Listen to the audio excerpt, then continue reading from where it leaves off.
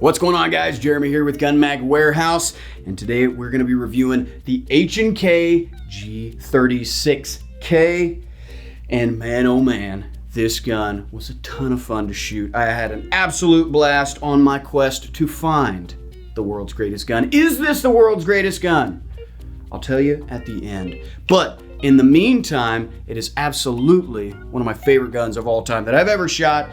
From beginning to end, it was an absolute blast to shoot.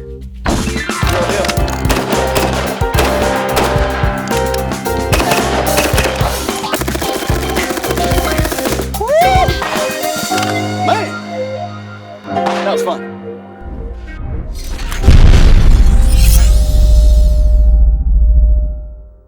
The history of this rifle goes back to the German Army's replacement of the G3. What they wanted was an impossible request, but this is H&K's best attempt at it. What they wanted was a super lightweight rifle capable of a lot of fire consistently through it, and this was not that. There is yet to be a gun that is super lightweight and can withstand sustained fire for a very long time. The controversy surrounding this rifle is the fact that it's almost all polymer. So what happened is 3 German soldiers died in the Middle East, so Germany did an internal investigation. They found, and this is their claim, that after 60 rounds, there was enough deviation from the polymer heating up that at 200 meters, you're looking at a 20-inch difference for where that round is supposed to be. Now clearly, that's horrible. That's really, really bad. Totally unacceptable. Well, H&K started to do their own investigation and found out that some units were putting a tin coating on the barrel, and they thought that could be why the heat was creating a problem. Well, then in 2015, the German Defense Ministry, or something like that, did another investigation, and this one cleared H&K's name because it turns out that the ammunition that they were using was super cheap, very thin cased, and that was what was causing the heat issues with the G36. Now, doesn't matter because the reputation's already been tarnished. The German army already swapped over to a different rifle, now still used in over 40 countries, so to say that it isn't used at all anymore is not the case, and even though it was made in 1996, or the production started back then, still looks very futuristic. Fantastic rifle. Lots of fun.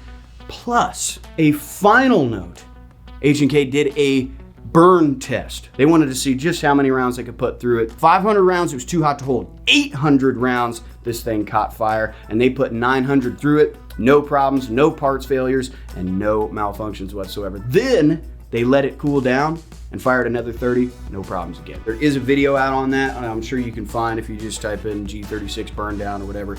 But pretty awesome test results whenever the claim was that after 60 rounds, you were gonna get deviation of 20 inches at 200 meters. We didn't have any issues like that. We didn't put it through any sort of burn down test. We love our guns here, and I wanted to know just how capable it was of doing what it was designed to do. And that was not sustained fire. The most identifiable feature of this rifle is obviously the carry handle. This one is a little bit higher off because it's got the 1.5 times optic on it. This is just an H&K part. There's no special name to it or anything else. It's 1.5 times optic. It does have a pistol rail up here at the top as well for pistol sights, I guess you could call it that, but you're not gonna use that. Not easy to see, and you might as well just stick with the 1.5 times since it's really not that much magnification. We also have the standard optics rail for iron sights that doesn't have this, that is Picatinny, so you can mount any sort of optic to it up at the top, but then we're talking about like 3.5 inches of height over bore there, so just bear that in mind. In my honest opinion, the trigger is not awesome. There is a lot of extra play in here. Not a huge fan. Your regular AR trigger is gonna feel much better right out of the box, but you can't get this out of the box anyway. So like the MP5 and the MP7, awkward controls, still ambidextrous, right? So you can hit it from both sides, safety on both sides. There is no bolt release. The mag release is down here at the bottom, so that's technically on both sides, right? If it's directly in the center. Super easy to break down, just a couple pins, one more than your AR, so it's not just a 2-piece deal. This is not an AR platform. It's a unique H&K proprietary platform. They like doing stuff like that, so It is gonna be sort of familiar on the controls until you actually start getting to play around with it and you're trying to throw the bolt forward and you're like, oh yeah, I gotta grab this little knobby thing and slap that back. I like that it is ambidextrous because I don't wanna have to break my grip every time I switch the safety since I'm wrong-handed, and same thing goes for this bolt up here at the top, or the charging handle, I guess I should say. The Optic is not awesome. Pretty hard to get up in there. You got to get pretty dang close to this thing, and if your head moves at all, the eye box is just about gone, but it's only 1.5 times Optic, so I feel like it shouldn't really have that kind of an issue with that level of magnification. But then again, this was made 30-ish years ago almost, so for what they had at the time, I'm sure this was absolutely insane. The reticle on it's pretty cool, but other than that, it's too small. It needs to be bigger. As far as I'm concerned, the recoil impulse is just like in AR-15, maybe a little better. Definitely not as much kick as I thought it would have. It being a much lighter rifle, I figured, hey, I'm gonna feel a little bit more of this. It's gonna be a little bit harder to control. Didn't really have any issues whatsoever. It is super, super lightweight. We were out there just about all day doing take after take on different stuff. No, I'm just kidding. I get everything right the first time. It didn't wear me down at all. It's a 6-pound rifle. Like, it's no big deal whatsoever to be holding this thing up all day. Handguard got a little warm. Nothing that was unbearable. Didn't need gloves like I needed for the AK when we were burning that thing down, but we weren't putting this through nearly as much stress as the AK, to give it its credit. Very lightweight rifle, very easy to use. It's close enough to the AR to where it would really only take you a couple iterations of practice to get as proficient as you otherwise should be already. I'm starting to get more proficient with the AK. Just shot it for the first time like a couple of weeks ago, believe it or not. But the AR, I feel like, has a little bit more translation to something like this, despite it not being an AR platform. So these mags are proprietary. You can't use regular AR-15 mags because this is not an AR-15, but they're polymer all the way around. Super robust magazines, and obviously every one of them comes with the coupling on both sides, or docking depending on your preference, in 5.56 by 45 with 30 rounds. Transparent polymer all the way through. Yeah, it's specifically designed so you can see the rounds or whatever, but after you shoot about 15 of them, you can't see anything anyway. So I get the design intention. Polymer's cool anyway. It looks super cool, so I don't really care. I'm not gonna knock you for that.